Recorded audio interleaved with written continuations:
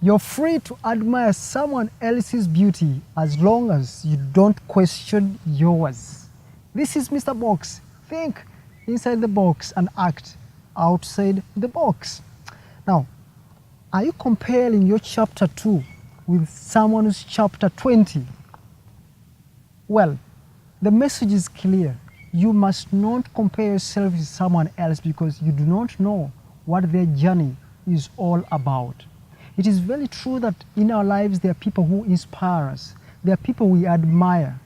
But it is important to note that we should admire them, they should inspire us, but without comparing ourselves with them. That is their journey. It is important that when we get inspired by them, we can get that very knowledge, the skills they've used, and put them into building our own. We are not going to be slaves of people who have gone before us. In fact, they also task us to do something about the beginning. Let us carry. If your marriage is 2 years, it is totally unfair to compare it with someone's 20-year marriage. Probably your business is just thriving and just 2 years down the road or 3 years down the road, and you're comparing it with someone's business that has thrived in the market for the last 15 years, you are being unfair to yourself. It is important that you can learn from him, but come and build your own business right from the start. Every chapter is important. Read it. Every single word is important. Read it. Climb the steps clearly and enjoy with fun.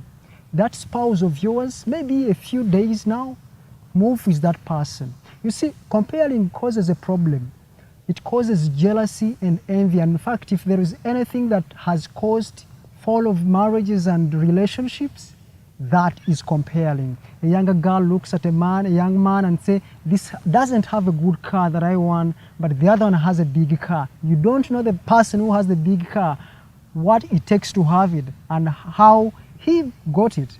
Why don't you stay with your spouse, build it together, grow together? Because at the end of it all, you will look at the back and shake your head and say, yes, we did it. Because it is you. It is the sweetness of your sweat.